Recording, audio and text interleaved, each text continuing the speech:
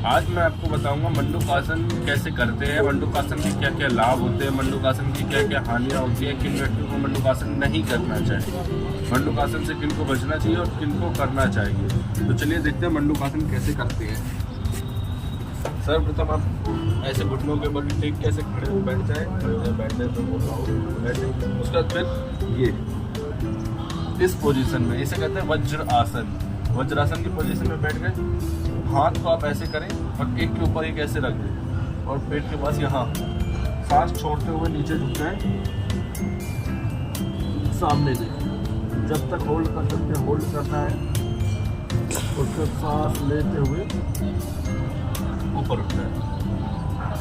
ये मंडूकासन का पहला अभ्यास है। मंडूकासन के दो अभ्यास होते हैं। दूसरा क्या होता है, ऐसे करके मुट्ठी बांध लेनी है, एक मुट्ठी इधर एक इधर, नीचे की तरफ वही से सांस छोड़ते हुए नीचे झुक जाना है और सांस ये भी छोड़ दे और आगे की तरफ देखना है आपको।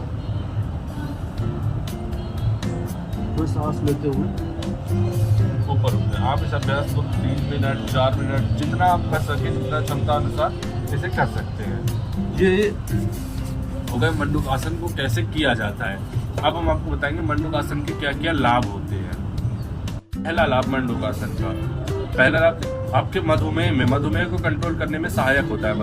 मंडूकासन मधुमेह को कैसे कंट्रोल करता है, आपके अग्नाशय पे जोर पड़ता है अगर आप मंडूकासन करते हैं तो, जिससे जो इंसुलिन का स्राव होता है ना, उसको कंट्रोल करता है मंडूकासन। इंसुलिन का स्राव को कंट्रोल करेगा तो आपके मधुमेह में ठीक करने में मधुमेह को ये बहुत सहायक हो जाएगा।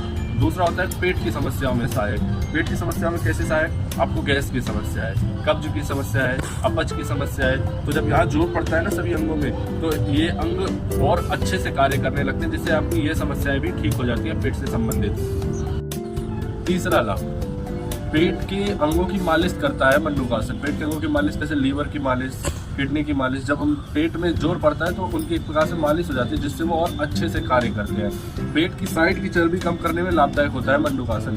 आपकी साइड की चर्बी कम करता है मंडूकासन। शरीर में लचीलापन लाता है, आपका शरीर लचीला होता है मंडूकासन करने से। अब इसकी कुछ हानियाँ होती हैं। हानियाँ कौन कौन सी? हानियाँ नहीं, किन व्यक्तियों को नहीं करना चाहिए, जिन व्यक्तियों को नहीं करना चाहिए अगर वो इनको करते हैं तो उनको मंडूकासन से हानियाँ हो सकती है। तो किन व्यक्तियों को नहीं करना चाहिए, अगर आपके घुटने में कोई गंभीर चोट हो, घुटने की कोई समस्या हो, आंतरिक चोट हो, तो मंडूकासन नहीं करना चाहिए। इससे आपके घुटनों में खिंचाव आएगा और दर्द बढ़ सकता है। अगर आपको हर्निया की प्रॉब्लम या पेट की कोई सर्जरी हुई हो अभी फिलहाल में ही, तो मंडूकासन नहीं करना चाहिए, क्योंकि यहाँ रखते हैं तो जोर पड़ता है पेट पे, तो उससे दिक्कतें हो सकती हैं।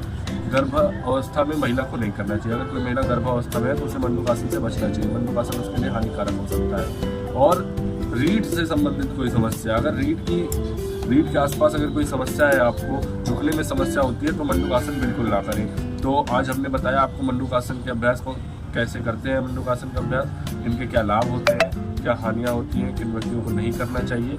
अब हम कल आपको अगले आसन के बारे में बताएंगे। धन्यवाद।